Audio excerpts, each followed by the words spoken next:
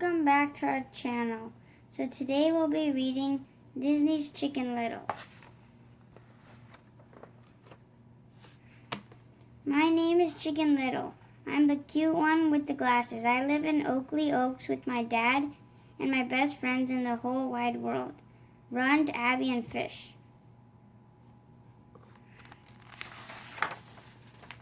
One day I was sitting beneath an old oak tree when boink, something whacked me on the head. As I opened my eyes, I saw a strange thing. It looked like a piece of the sky. I didn't want anyone else to get hurt by pieces of falling sky, so I quickly spread the news. The sky is falling, the sky is falling. I warned the town, ringing the school bell.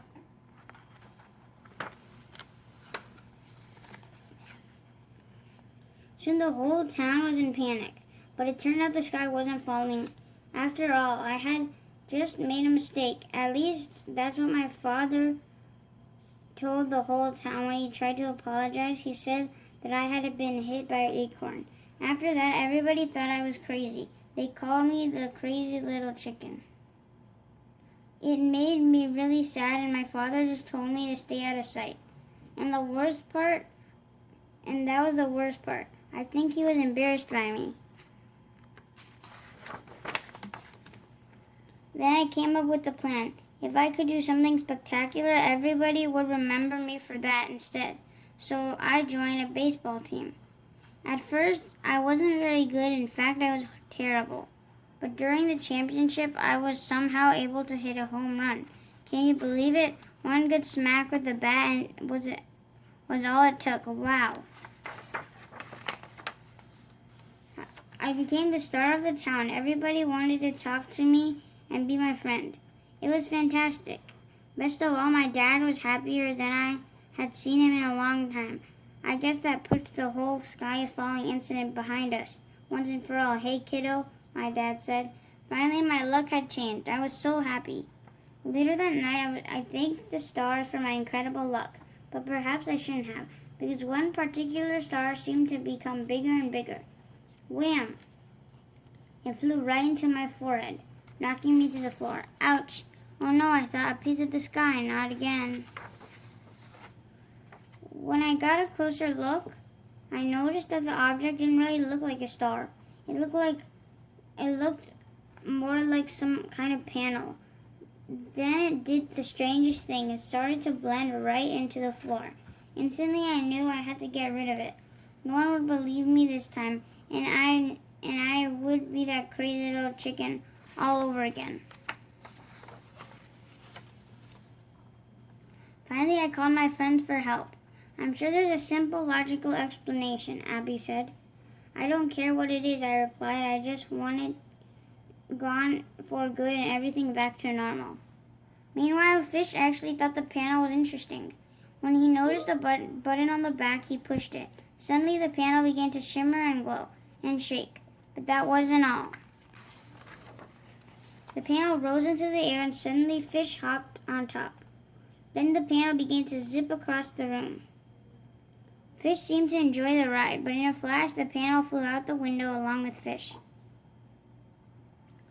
Abby, Runt, and I chased the panel all the way to the baseball stadium, but the panel and Fish had vanished. Then, right in front of our eyes, a giant spaceship appeared and landed on the field. It was unbelievable. A hatch opened and two tentacled creatures came out and disappeared into the field beyond. Come on, I said, let's get out of here. But Abby shook her head and pointed to the top of the spaceship. There was Fish, waving at us. So instead of running away, we bravely ran into the spaceship to rescue our friend.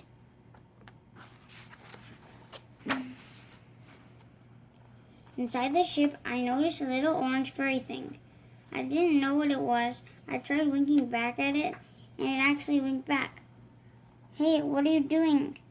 Called Abby. Come on, I raced down the hallway to join my friends.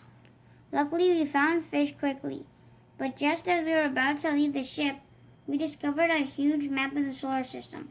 Each planet was crossed out with a red X, except for one planet. Planet Earth was surrounded by a big red circle. Where next? I whispered. The aliens were obviously planning to invade Earth.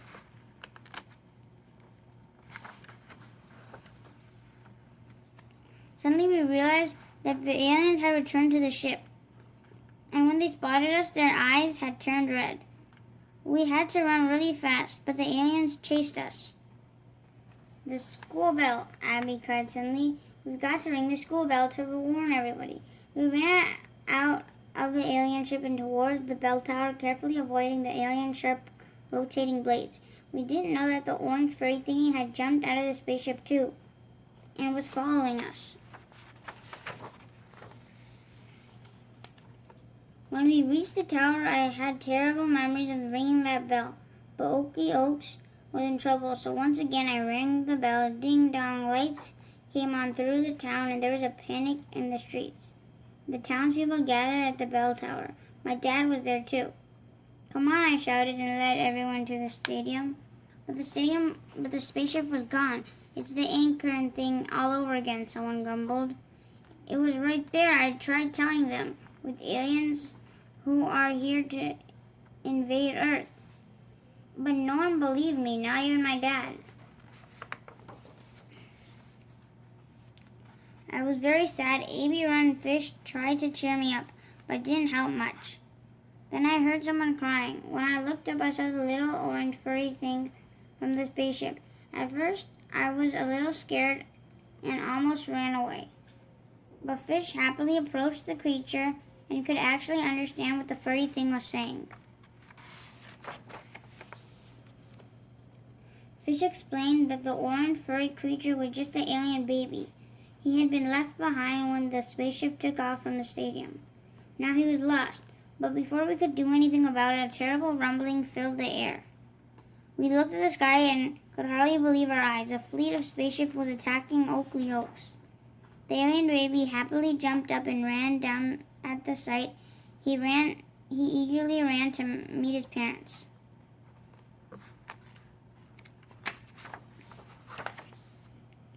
For the third time, everybody in the town panicked. But I knew it wasn't really an attack. The aliens just wanted to find their lost baby. Then my dad grabbed me by the arm. Get in the car, we've got to go. No way, it's actually a rescue mission. I tried to explain what. He asked, forget it, I said. You wouldn't believe me anyway. He hadn't before, so why should he now? Instead, I chased the alien baby. I knew I could stop the attack if I could get him back to his parents, but first I had to catch him.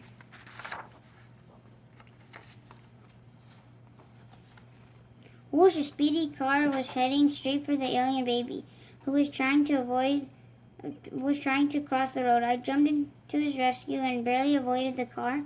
We slammed through the doors of the town movie theater. My dad followed us inside. We've got to get out of here, he said. No, wait, just listen to me, I told him. I was angry and sad, and I turned to my dad. The word just fell out of my mouth. You're never there for me, I blurted out. What? My dad asked, confused. I mean, you were there when I won the big game, but not when I thought the sky fell and not at the ball field. It was a relief to tell Dad how I truly felt. You've been ashamed of me ever since the acorn thing happened. I didn't realize, son, he began. I never meant to the acorn in the sky. I mean, the whole... You're right, he finally admitted. I'm sorry. He hugged me really tight. It felt good, but we didn't have time for that. I showed him the alien baby. I couldn't tell. He couldn't believe his eyes. But then he pulled himself together. Just tell me what you need me to do, my dad said. He was on my side now.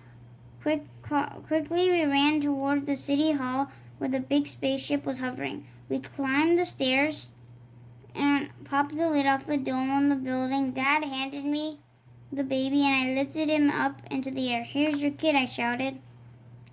Then the spaceship sent out a bright beam and zapped up the baby and me and my dad.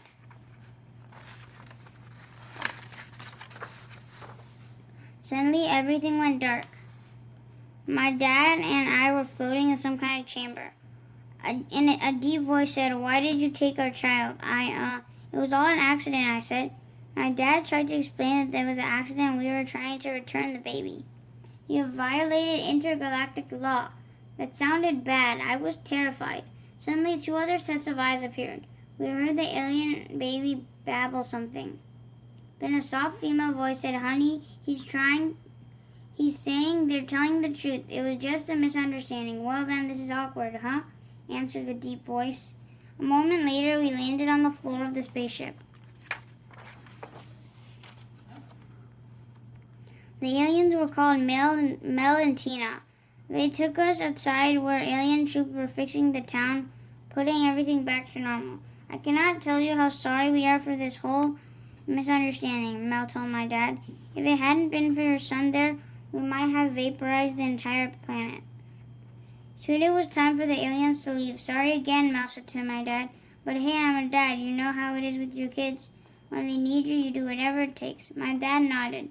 Then as the alien family walked back toward their ship, a panel fell off from the spaceship. Clunk.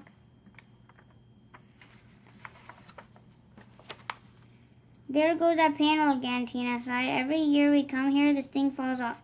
She pushed a button on the back of the panel, and it floated back up into the place.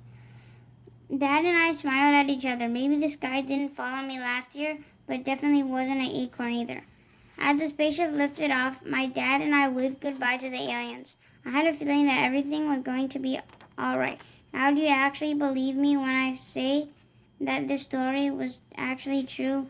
Every weird bit of it. Thank you for watching. Hope you guys enjoyed Disney's Chicken Little, and stay tuned for more book reads coming soon. Take care. Goodbye.